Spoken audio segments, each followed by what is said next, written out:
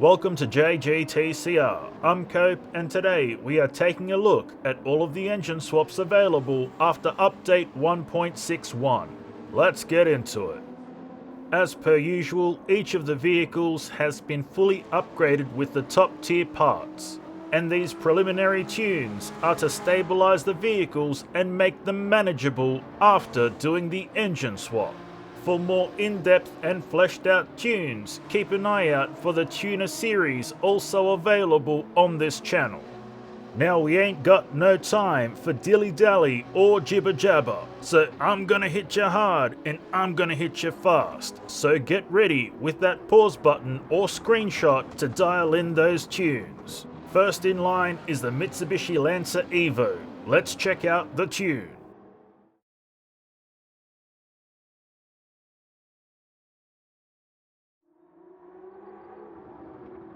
The balance of this Evo goes way out when we do the engine swap.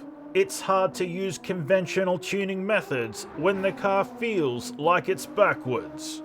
We had to go way out of the box and halfway down the street to normalize how this car drives and responds to our inputs.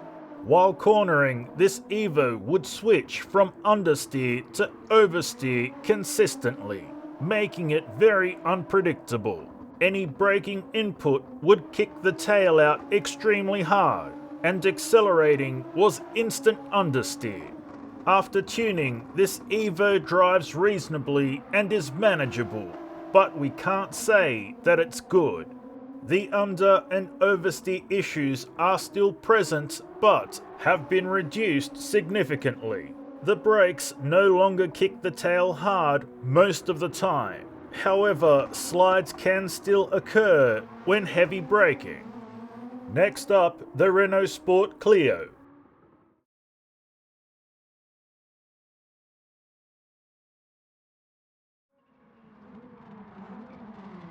The engine swap does throw the balance of this vehicle out. However, what is more disruptive is the power delivery of the new engine. We have wound the gears right out via top speed, just to escape the massive torque from the bottom end. Even still, it does feel like we are dancing on ice at the tail end. But as always, it is manageable. The handling does well, but we did have to add a considerable amount of weight to stabilize and rebalance the chassis. We could do with more, to be honest, but we'll save that for the full tune on the Nürburgring. Overall, this swap is on the sketchy side, but it is decent. Up next is the Subaru WRX Isle of Man time attack car.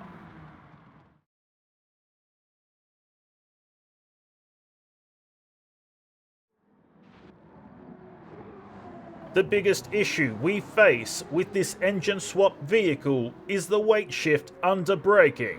It throws the tail end out hard if we turn even the slightest bit. While the tune has dulled much of this effect, it is still present and can get very nasty in extreme conditions. In general, the handling is fairly good and the power is reasonable in delivery now that we have extended the gears via the top speed adjustment. With more time than the allotted 5 minutes, we should be able to stabilize this vehicle more, but for now, this will do.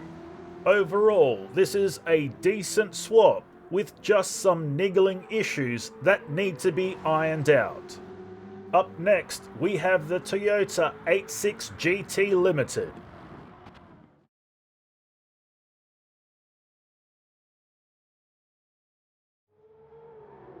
This 86 hates us for doing the engine swap, and it lets us know it with every fibre of its being.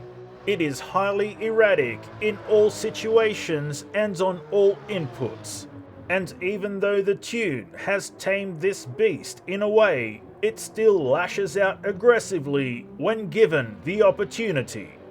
The handling is decent and the car turns well enough, but the tail end is quick to wheel spin and snap out. Nerfing the diff and suspension helped, but has made the car feel awkward to drive. Overall, this is a fast but odd feeling swap. Up next, our final car, the Celica GT4.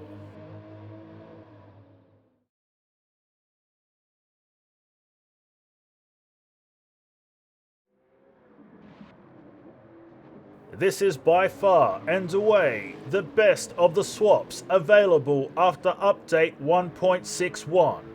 The GT4 handles the swap like a champ, and while it may be a bit out of balance, it is very drivable with the default settings.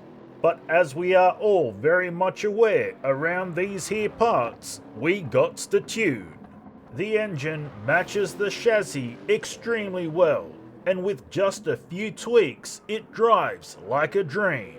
The handling can get somewhat understeerish, but it's more than manageable. The power available is solid and very smooth right the way through the rev range. The power delivery is a dream, with plenty of grip to get us up and moving very quickly. As previously mentioned, this is the top engine swap from this update. So don't delay, act now, supplies are running out. You won't be disappointed. And there you have it, a quick rundown and tune for all the new engine swap vehicles available after update 1.61 on GT7. Use them in good health. And that's all we have for you today, so until next time, keep racing!